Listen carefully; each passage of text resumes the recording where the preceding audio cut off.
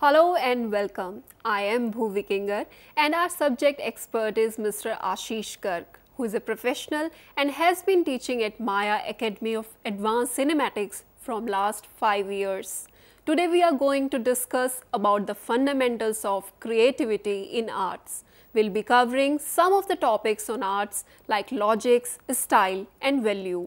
We are going to learn about the fundamentals of creativity required in arts. Fundamentals of creativity in arts, defining creativity, logic, style. Art is a medium to convey a story, feelings or a message. Some artists convey these things through dance, paintings and others through their own style or medium of art. But there should be an out-of-the-box concept. We can also say that it could be a creatively presentable medium or concept. Art is basically based on creativity. It may or may not rely on some of the rules like logic, style and values on which we are going to talk today. Let us start with an explanation of what creativity is all about. What is creativity? How can I be creative? What is my ideal creative environment? Try and define creativity using one sentence. Can you learn to be creative? Create a list of things that help you to be creative. What do they look, sound and feel like?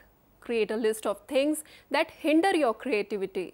What do they look, sound and feel like? List 2 things that each group member will try to change in the near future about their creative environment. Which characteristics of creative people do you relate to the most?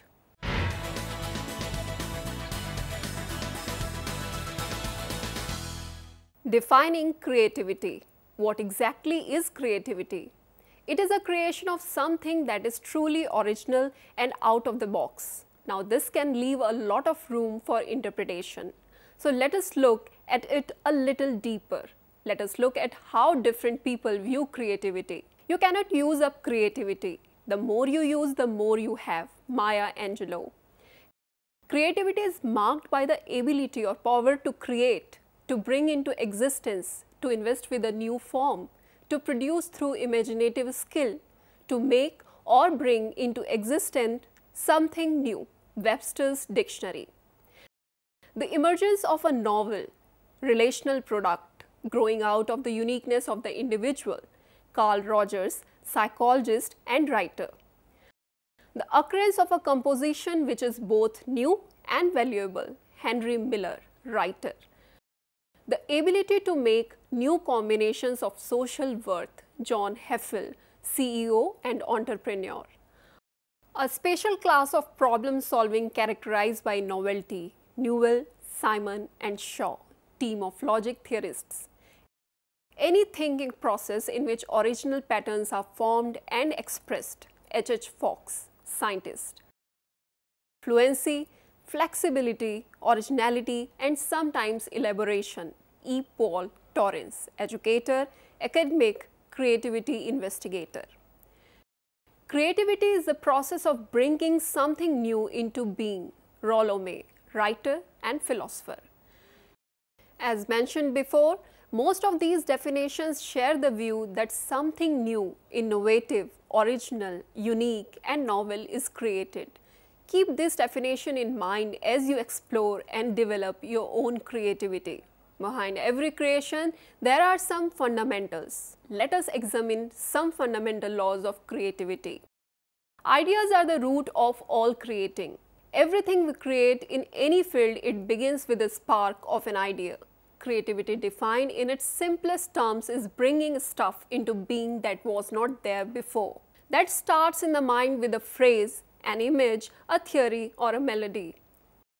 Creativity is not just about making art. Most of the time when we say, I'm just not creative, what we are really saying is, I haven't written 3 novels this year or I haven't painted 17 pictures and held an exhibition in a National Gallery of Modern Art. We have lofty expectations of what being creative means that deflate us before we ever begin. Belief. Your beliefs define the limits of your creativity. You will only ever be as creative as you believe you can be. Your beliefs are a glass ceiling on your creative achievements. So if you don't really believe you are very creative, then your behavior will mirror that, and yes, you won't be very creative. The more creative you are, the more creative you become. This law is simple. Creativity breeds creativity. Being creative is all about flow. And as soon as you hit your stride in creating, it becomes so effortless you forget you are even doing it. But like rolling a giant snowball, it seems incredibly difficult to get that momentum started, especially if you haven't created regularly for a while. Encouragement boosts your creativity to new levels. You can only be so creative on your own. If it feels like you're forever creating in a huge vacuum and you don't know even anyone knows you are creating, let alone cares, then your creativity will grind to a standstill. By following these 5 fundamental laws of creativity, you will set yourself up for a lifetime of flowing and abundant creating.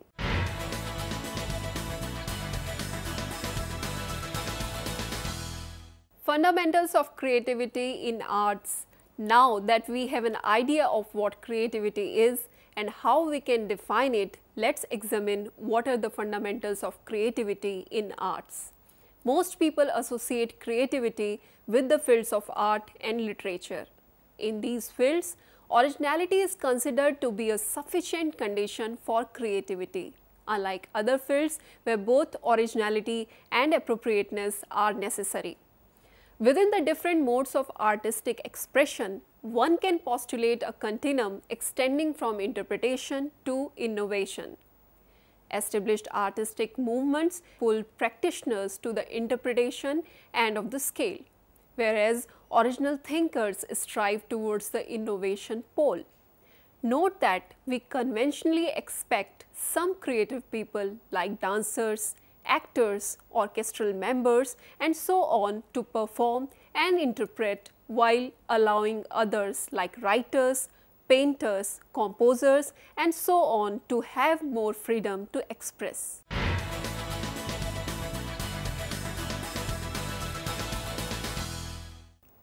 Characteristics of creative people. In the workplace and classroom, it is important to see each designer and student as an individual and try to identify their current level of creative ability and build upon and grow it from there. Dr. Donna Fitzroy Hardy, 2007, Professor of Psychology at California State University, Northridge, citing creativity, flow and the psychology of discovery and invention by Mihaly Csikszentmihalyi, 1996. Outlines several personality characteristics of creative people. These characteristics are: creative individuals have a great deal of energy, but they are often quiet. Creative individuals tend to be smart, yet also naive at the same time. Creative individuals have a combination of playfulness and discipline, or responsibility and irresponsibility. Creative individuals alternate between imagination and fantasy at one end and rooted sense of reality at the other. Creative people seem to harbor opposite tendencies on the continuum between extroversion and introversion. Creative individuals are also remarkably humble and proud at the same time. Creative individuals to a certain extent escape rigid gender role stereotyping and have a tendency toward androgyny. Generally, creative people are thought to be rebellious and independent. Most creative persons are very passionate about their work, yet they can be extremely objective about it as well. They display a keen sense of humor and see humor in situations that may not appear to be humorous to others. Sometimes their humor may appear bizarre, inappropriate, irreverent to others. They are unusually aware of their impulses and are often more open to the irrational within him or herself. Exhibit heightened emotional sensitivity, may be very sensitive to beauty and visibly moved by aesthetic experiences, are frequently perceived as non-conforming, accept disordered or chaotic environments or situations, are frequently not interested in details, are described as individualistic, or do not fear being classified as different, criticize constructively, and are unwilling to accept authoritarian pronouncements without overly critical self-examination. As mentioned before, it is my belief that these characteristics, while only a starting point, can help managers and teachers evaluate where their employees or students are, and in turn help them decide how to differentiate their project workload or training and delivery methods used to develop creativity.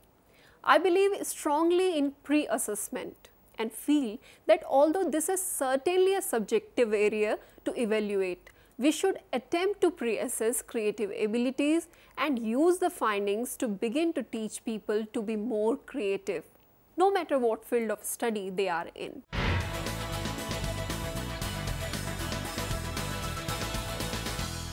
Logic.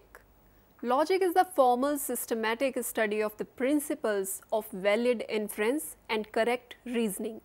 Logic is used in most intellectual activities, but is studied primarily in the disciplines of philosophy, mathematics, semantics, and computer science. Logic examines general forms which arguments may take, which forms are valid and which are fallacies. In philosophy, the study of logic figures in most major areas: epistemology, ethics, and metaphysics. In mathematics, it is the study of valid inferences within some formal language. Logic is also studied in argumentation theory. Logic was studied in several ancient civilizations, including the Indian subcontinent, China, and Greece. Logic was established as a discipline by Aristotle, who gave it a fundamental place in philosophy. The study of logic was part of the classical trivium. Logic is often divided into two parts: inductive reasoning and deductive reasoning. Logic encompasses many different kinds of study, so that one might wonder what the common thread is. Some claim that logic is the study of truth and is thus the most basic and fundamental science.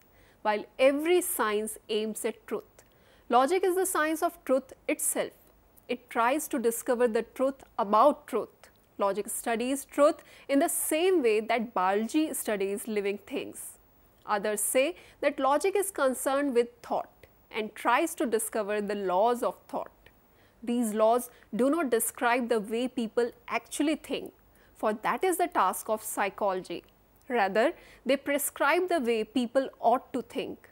They describe the way a perfect mind thinks. Logic is like ethics and morality, in that it separates right from wrong. Logic, one might say, is the ethics of thought and belief. Others say that logic is essentially concerned with language in some way. Logic tries to understand the logical form of statements and certain structural relations between sentences. It is certainly true that logicians spend a lot of time studying languages, especially the artificial languages that logicians themselves have devised. Much of this course will consist of learning how to use artificial languages. Logicians also study natural languages such as English, French, and Mandarin, and so on. Most of us fear what we don't understand, and logic is no exception. Far from being a limiting factor, logic can be the catalyst for actually dislodging the wonderful that lies embedded in the recesses of the unconscious mind. A logical train of thought must follow three rules. It must be sequential. When going from A to Z, you must go from A to B, then B to C, and so forth. You may not jump directly from A to C. Each step of the process must be correct. If one of the steps violates the preconditions, the entire process is wrong. You may only use problem-relevant information. We must stay within the boundaries and guidelines given by the criteria of the system. sounds pretty inflexible and uncreative, doesn't it? Now, let's look at the creative process. Although there are many definitions of creativity, we'll use the one that's commonly used by the anti-logic camp. The creative process is a problem-solving act that involves a shift in perception, a sudden inspiration that develops a totally new way of looking at the problem.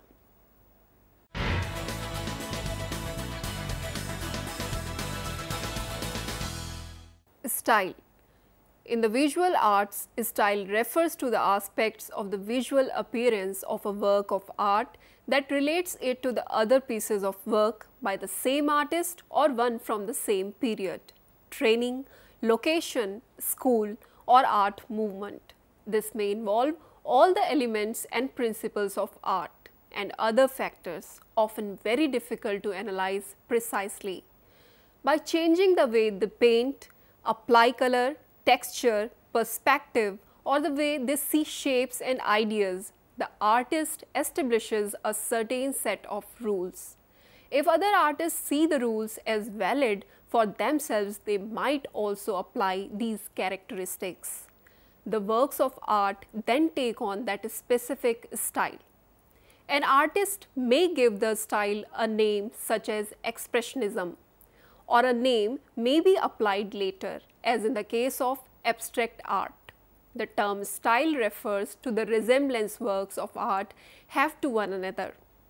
Enough visual elements must be shared by enough works to make their combination distinctive and recognizable to a number of people. A single cathedral can't define the Gothic style any more than a single sculpture can define the style of its artist. Furthermore, the idea must convey meaning to enough people to become widely used. Art history is filled with stylistic definitions that were proposed but never adopted or did not survive for long. This is not surprising. Ideas and tastes change. Different things seem important at different times, and there always are major works that do not fit into a particular definition of a style.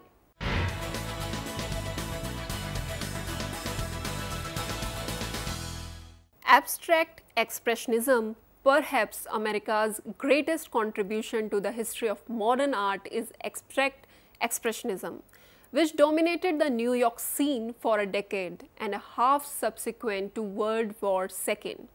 Though less cohesive as an art movement, its common thread centered around an opposition to the strict formalism characteristic of much of abstract art at the time. The movement, which owed its existence to a new evaluation of the individual, spread quickly following the defeat of totalitarianism in the Second World War. The founders of abstract expressionism include Arshile Gorky, Hans Hofmann, Jackson Pollock, Willem de Kooning, Franz Klein, and Mark Rothko.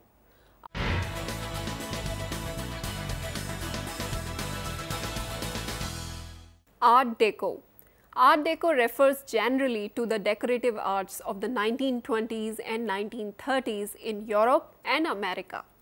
The style derived its name from the Paris Exposition des Arts Décoratifs in 1928, with an emphasis centered around individuality and ornate workmanship.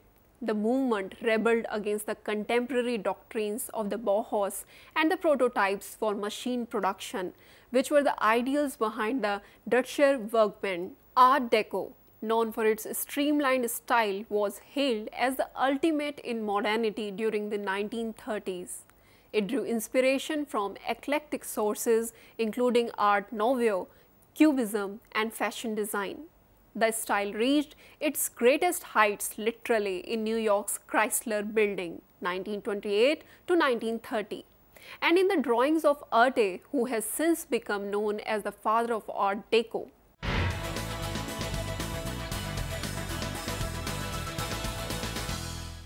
Cubism. Cubism, an early 20th century movement, was highly influential to painting and sculpture. This revolutionary change in technique and perception of reality was created principally by painters Pablo Picasso and Georges Braque in Paris between 1907 and 1914. The Cubist style emphasized the flat, two-dimensional surface of the picture plane. Cubist painters no longer sought to disintegrate the objects but to reassert it, often by rejecting the traditional techniques of perspective, foreshortening, modeling, and chiaroscuro.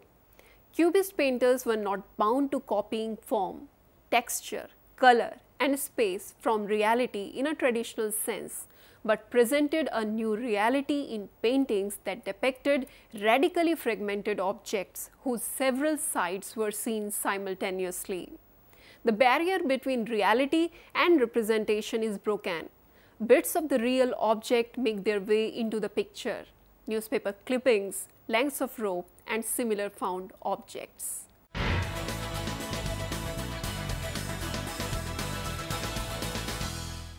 Dada. Attacking every cultural standard and every form of artistic activity. The roots of Dada can be traced to the Cabaret Voltaire in Zurich in 1916. Dada, a name which was intended as nonsense, soon became international.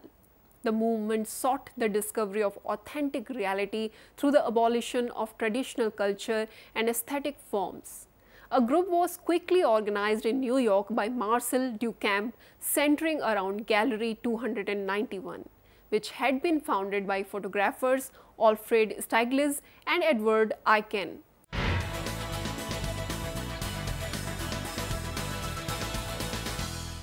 Futurism. Futurism developed in Italy during the first decade of the 20th century. The movement emphasized the energy and speed of the machine and was strongly opposed to existing notions of Italy as vast museum of times past. As early as 1909, Futurists launched a program advocating the destruction of academies and monumental cities as impediments to progress. The rhetoric was intended to inspire public anger and to arouse controversy.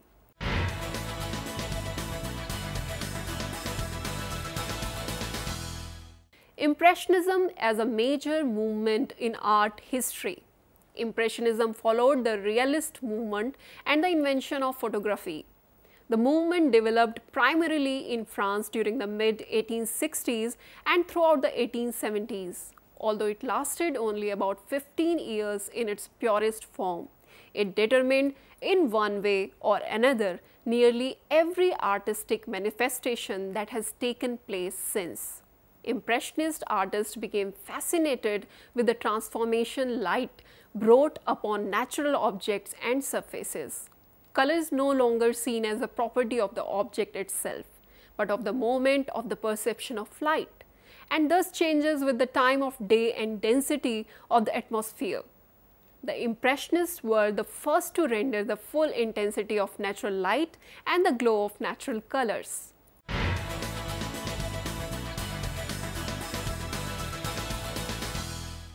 Pop art.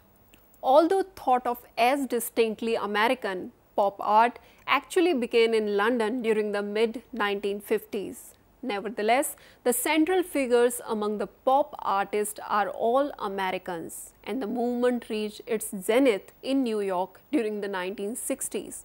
Marcel Duchamp was still active at this time and exerted strong influence on the new generation. Pop derives much from Dada, born from a similar period of frustration. The term pop art was first used by English critic Laurence Alloway in 1958 issue of Architectural Digest to describe works celebrating mass production, advertising, and consumerism.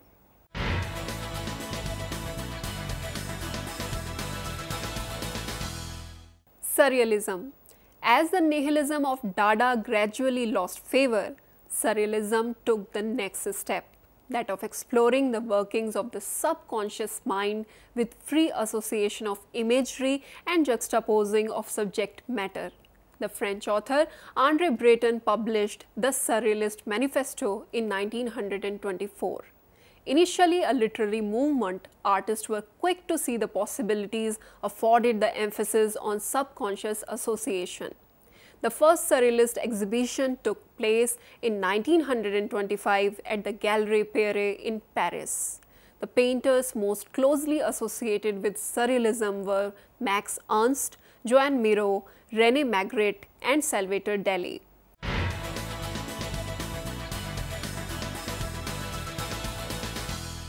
Recap. In this episode, we discussed the following topics: fundamentals of creativity in arts, defining creativity, logic, style, abstract expressionism, cubism, art deco, futurism, impressionism, pop art, surrealism. In another episode, we will be continuing this topic with the rest of the fundamentals of art in creativity like value, tools of art, illustration and art. Goodbye and take care.